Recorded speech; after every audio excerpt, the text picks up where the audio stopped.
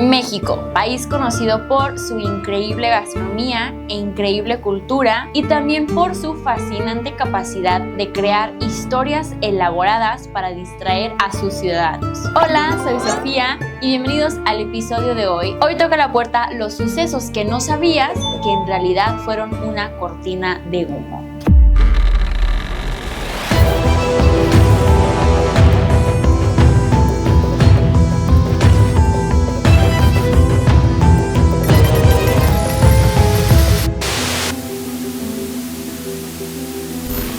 ¿Qué es una cortina de humo y para qué se utiliza? Las cortinas de humo son alguna noticia, polémica o escándalo o un escenario fabricado que busca cambiar el rumbo de la conversación o la atención de los ciudadanos hacia otra cosa con el fin de distraerlos de otra cosa que está sucediendo en el fondo. Normalmente las cortinas de humo se utilizan cuando está a punto de suceder algo en el que no quieren que se enteren muchos o para evitar que las noticias se enfoquen en los trapitos sucios de algún político o alguien de importancia. Hay algunos sucesos que la población luego reconoce como una cortina de humo, pero otros tal vez realmente no creíamos que eran una cortina de humo o no los conocemos en mi generación como una cortina de humo. Comencemos. La número 1 es la historia del chupacabras.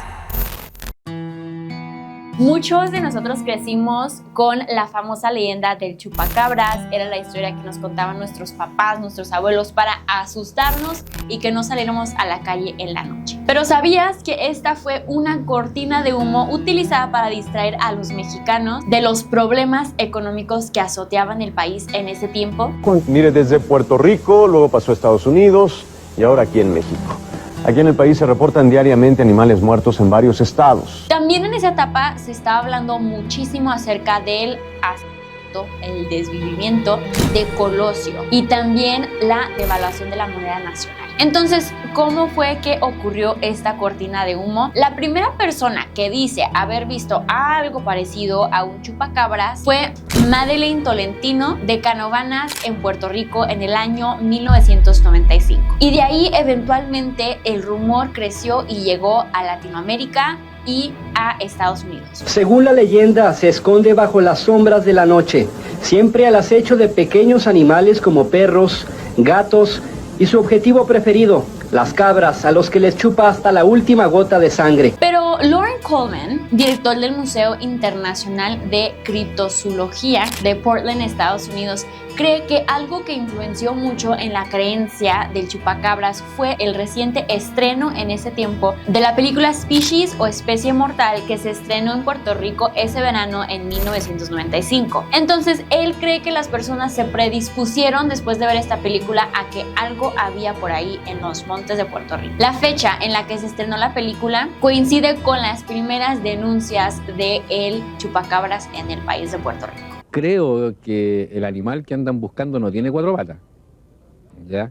Yo creo que tiene 2 patas y habla. Es, desde el punto de vista biológico o ecológico, ambiental, difícil aceptar la existencia de un animal que mate por matar. En la película, la actriz Natasha Henstridge tenía algunos piquitos en la espalda, como las primeras descripciones que tenemos del chupacabras en 1995. Al tiempo de que se originaron estos rumores, eventualmente llegó a México y a partes de Estados Unidos. A principios de la década de los 2000 se registró supuestamente alguna aparición del chupacabra diferente. Entonces, originalmente se decía que el chupacabras que habían visto en Puerto Rico tenía muchas escamas, era más tipo lagartija, cocodrilito. Originalmente esta versión del chupacabras era una criatura bípeda y eventualmente la nueva versión del chupacabras no parecía realmente un extraterrestre. Era un animal sin pelos en la piel que se desplazaba en 4 patas como un perro. Algunos lo han descrito que tiene alas, algunos lo han descrito que tiene cuernos, pero como tal es muy similar, que no tiene pelo y que anda en 4 patas. Al día de hoy hemos adoptado como mexicanos el chupacabras como parte de nuestra criatura, parte de nuestras tradiciones. Y algunos atribuyen el origen de la misma como una histeria colectiva. Número 2. Los rescates falsos tras sismos catastróficos. En dos ocasiones diferentes ocurrió algo muy parecido en México tras un sismo catastrófico. Primeramente, con el sismo de 1985 se corría el rumor de que Luis Ramón Monchito se encontraba atascado bajo los escombros de la casa de su abuelo después de un sismo de 8.1 grados. Este niño de 9 años llamó tanto la atención nacional e internacional. Pero ¿cómo fue que ocurrió todo esto? ¿Quién era este niño? ¿Y qué pasaba en realidad? Se dice que el 18 de septiembre de 1985, Monchito decidió pasar la noche en el vecindario de su abuelo, ya que al día siguiente estaría viajando a Cozumel. Después del sismo, no fue hasta el 4 de octubre que la noticia de que el niño se encontraba atascado bajo los escombros de la casa de su abuelo explotó a nivel nacional. Lo curioso y lo que le llamaba la atención a las personas es que no había ni moscas ni olor a muerto en los escombros de la casa del abuelo. Incluso entrevistaron al padre del niño Monchito, pero el niño nunca apareció, nunca salió y ni siquiera encontraron su cuerpo. ¿Qué pasaba en ese entonces? ¿Por qué la necesidad de una cortina de humo? En ese tiempo, Miguel de la Madrid, el presidente en esa época, decía que había 3,000 fallecidos por el sismo. Pero Estados Unidos decía que en realidad eran hasta más de 10,000 fallecidos por el sismo.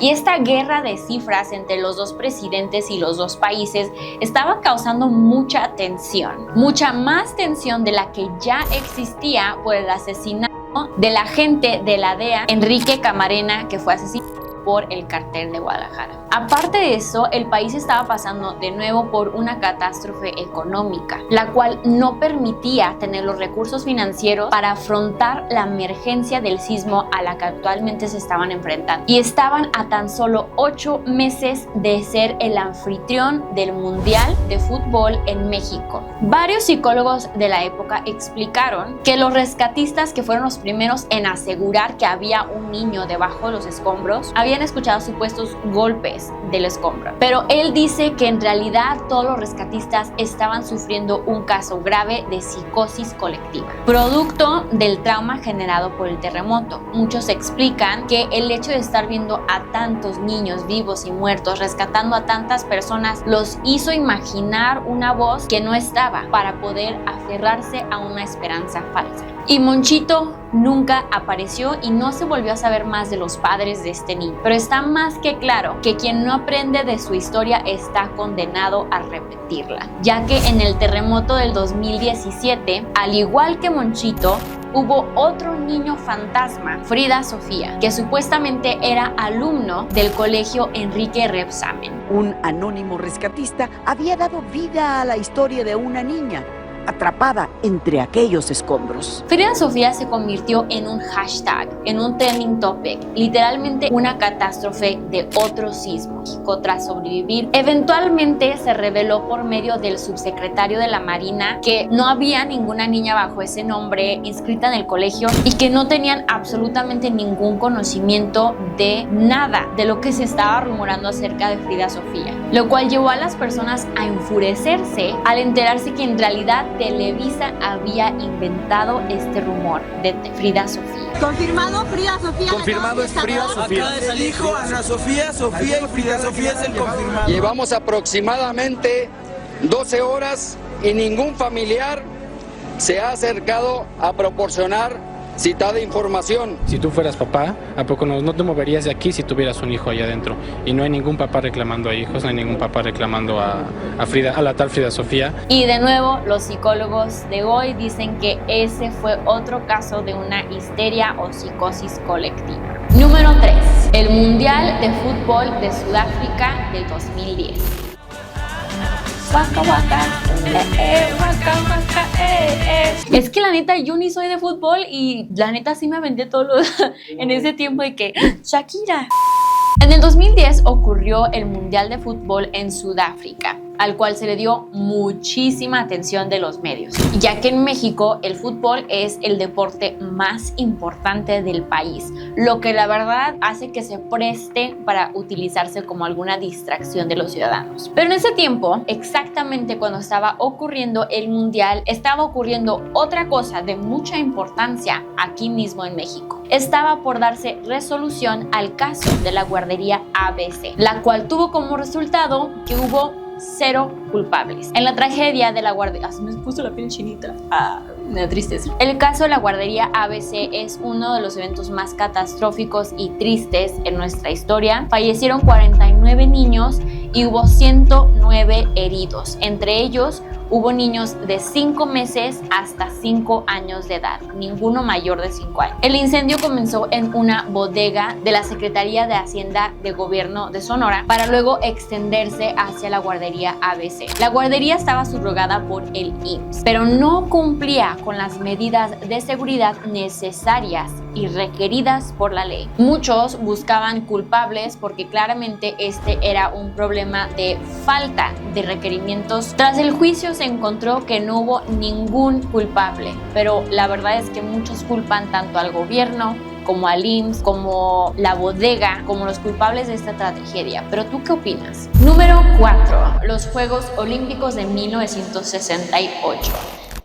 En el año 1968 tuvo cabida una de las tragedias más horrendas en la historia de México, la matanza de Tlatelolco. El país, en resumen, intentó tapar esta gran matanza con los Juegos Olímpicos, ya que era la primera vez que México era anfitrión de un juego a esta escala, un juego internacional. Y más que nada sentían la necesidad de probar algo, de comprobar que podían ser buenos anfitriones a pesar de ser un país en desarrollo. Pero el 2 de octubre no se olvida. Y finalmente, número 5, la muerte de Chespirito.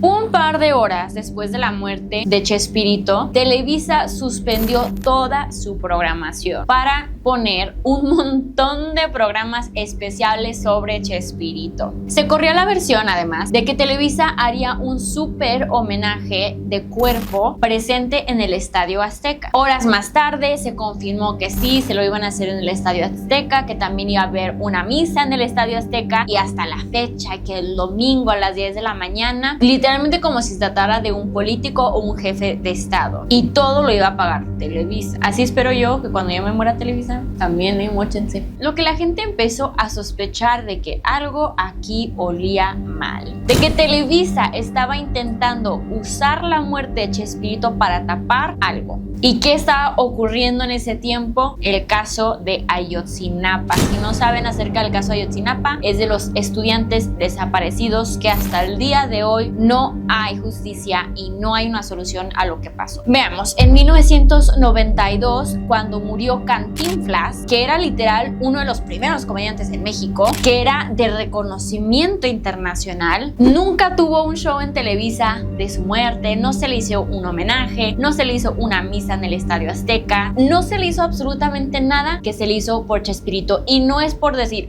Cantinflas es mejor que Chespirito, no, están a la par, pero a uno se le dio y se le hizo lo que al otro ni por aquí les pasó. El nivel de show que hizo Televisa fue exageradísimo. O sea, fue de que Chespirito era literalmente el mismo dios de México. Hicieron tanto ruido por la muerte de él que era más que obvio que era una cortina de humo. Y por esa razón muchos piensan que en realidad lo que estaban intentando hacer es distraer a los ciudadanos para que se enfocaran en Chespirito y se les olvidara el caso de Ayotzinapa y los 43 desaparecidos. Estas han sido algunas de las cortinas de humo que nuestra generación tal vez no conocía. No sé si hay alguien aquí que sea de otra generación que tal vez ya había pensado estas teorías, pero tú ya los conocías. ¿Tú qué opinas? ¿Sí son cortinas de humo? ¿No lo son? Comenta acerca de algún otro suceso que tú crees que sea una cortina de humo o alguna teoría que tú tengas para que lo podamos investigar más a fondo y podamos compartirlo aquí en el canal. Quiero terminar este video con dos frases muy importantes para que